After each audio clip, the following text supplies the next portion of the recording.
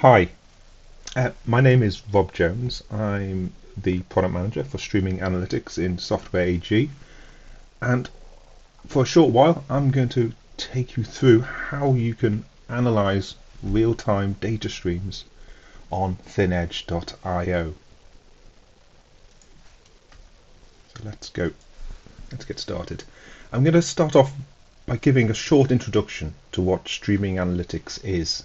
It's technology or its capabilities that we've all heard of, but it is the name for a dedicated type of technology that we can use on devices like thin edge devices.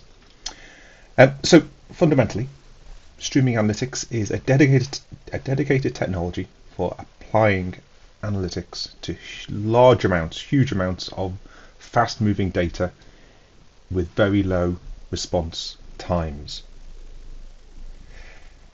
Now we can do that using regular code, but what streaming analytics as a technology does is makes it much easier for you to work with applications that need to deal with large amounts of real-time data very quickly. So there's two types of streaming analytics that I think of. First of all, you've got discrete events, where you're looking at individual occurrences and looking for patterns.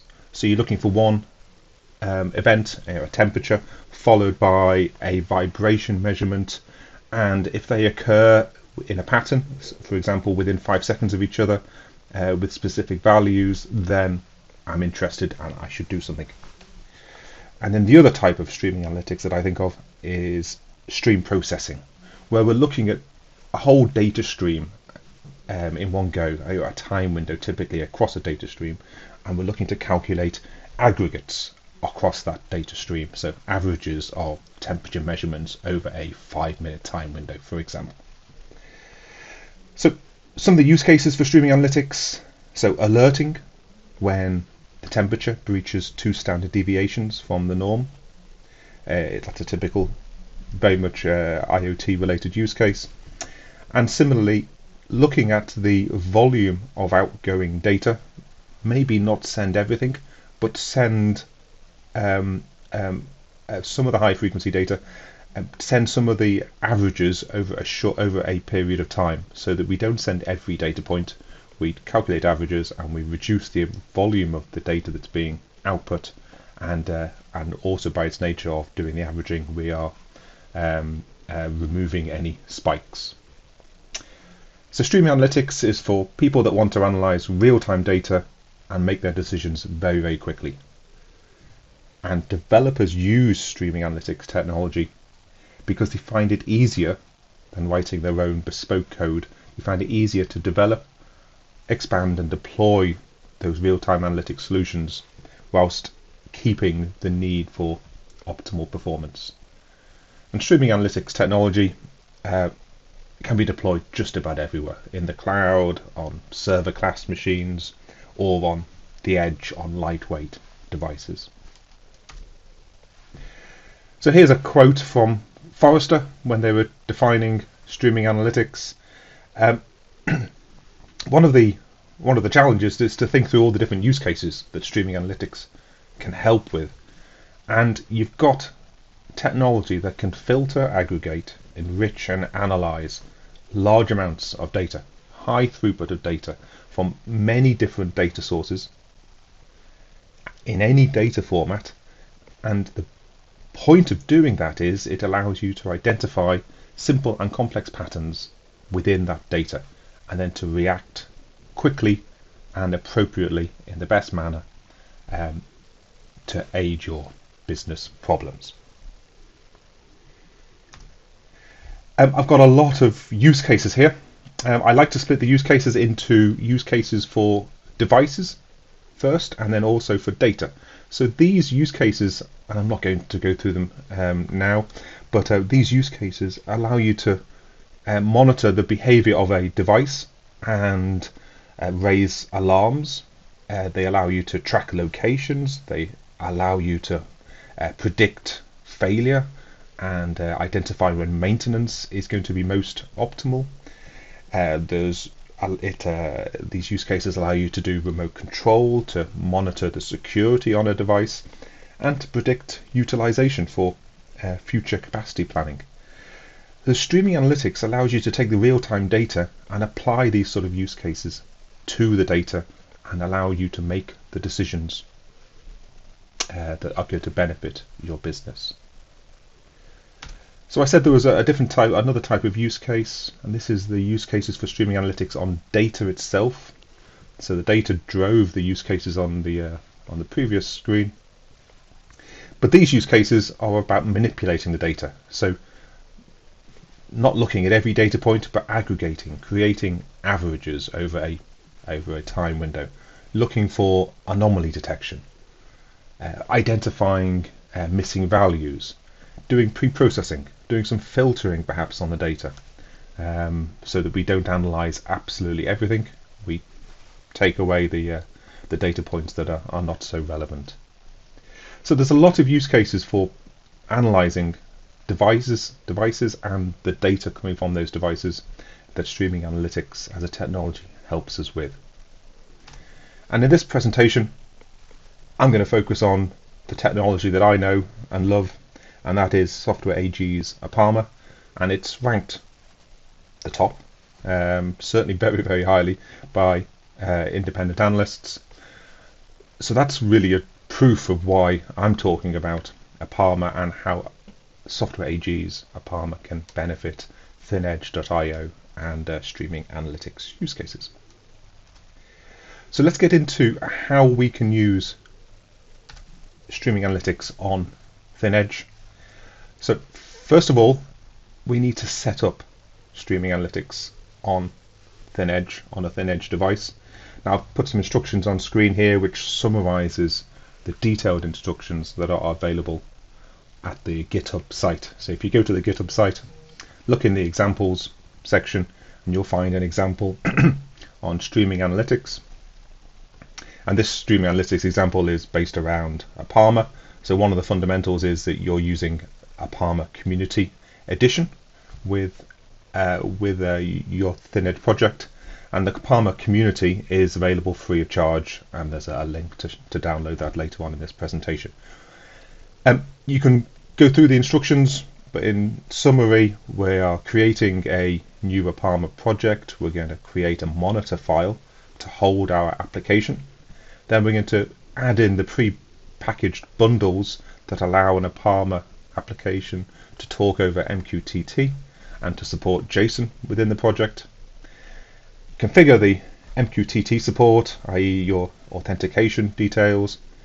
Configure the MQTT support so that it maps the messages from your MQTT feed onto internal Apama events.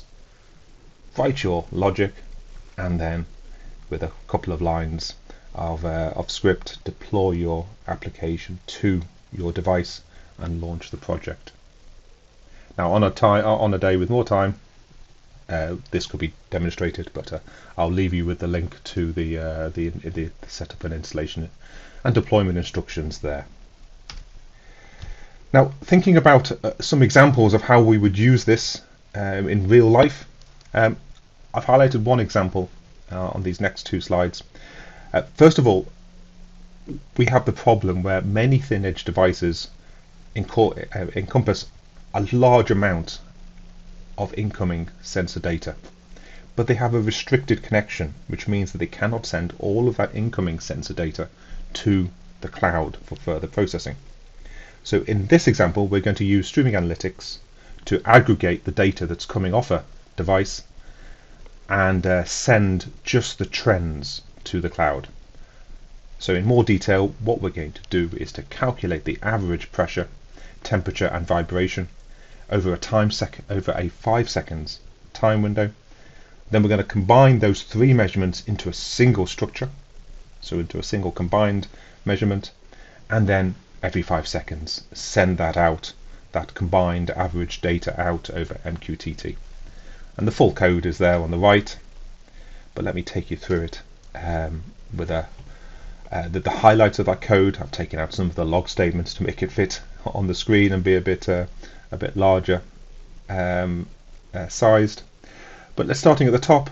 This is our Apama application, and first of all, we're telling the application to subscribe to data off the MQTT input feed, and we're going to subscribe to the temperature, pressure, and vibration data.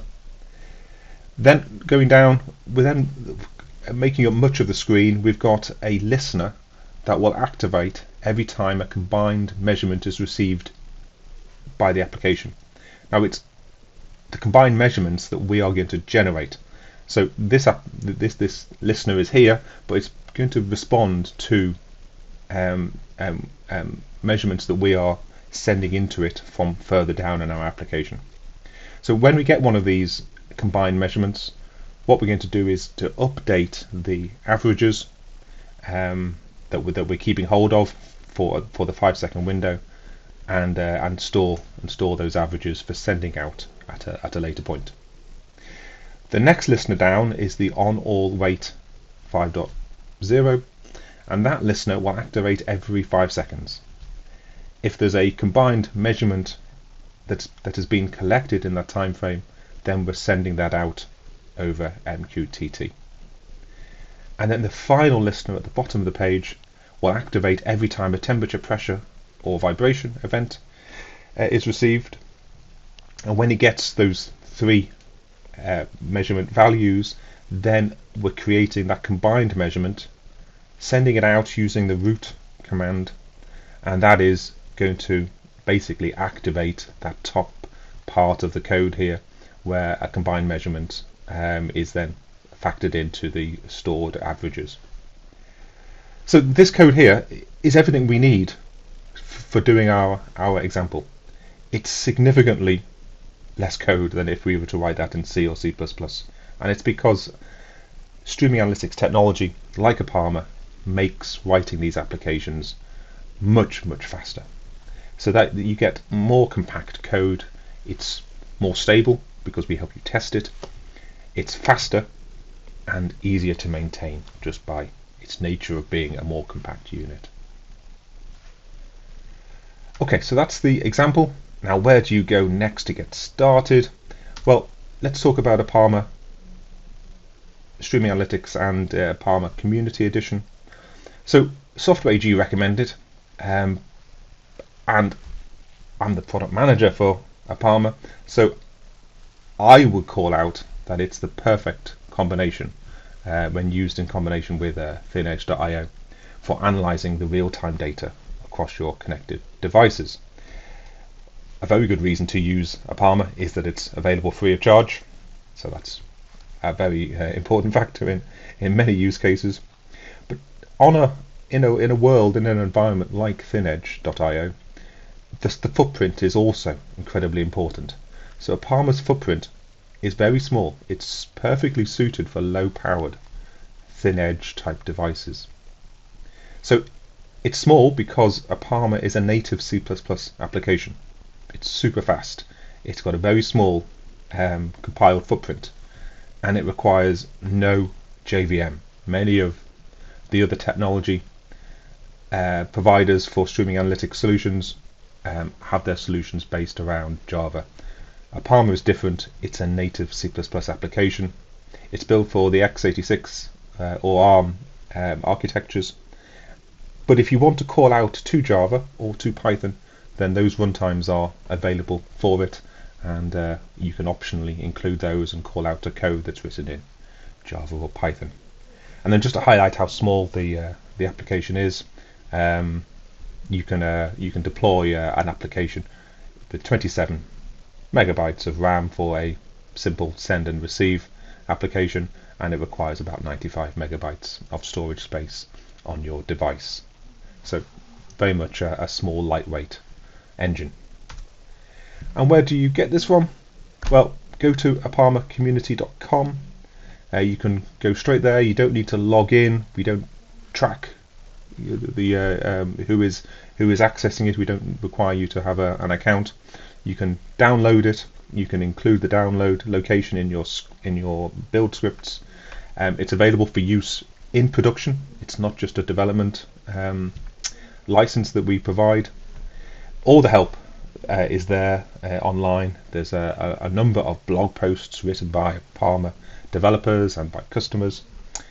There's video tutorials, and there's links to Apama's GitHub repository where there's additional samples and applications available, and a link to how you can get further support by using the Apama tag in Stack Overflow.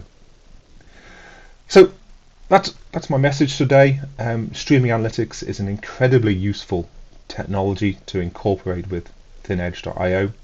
I encourage you to try it out, refer to the use cases I discussed earlier around the devices themselves and the data coming off those devices, and see the benefits of using a technology like Apama on your thin-edge devices. So thank you very much for listening, and I will end my presentation.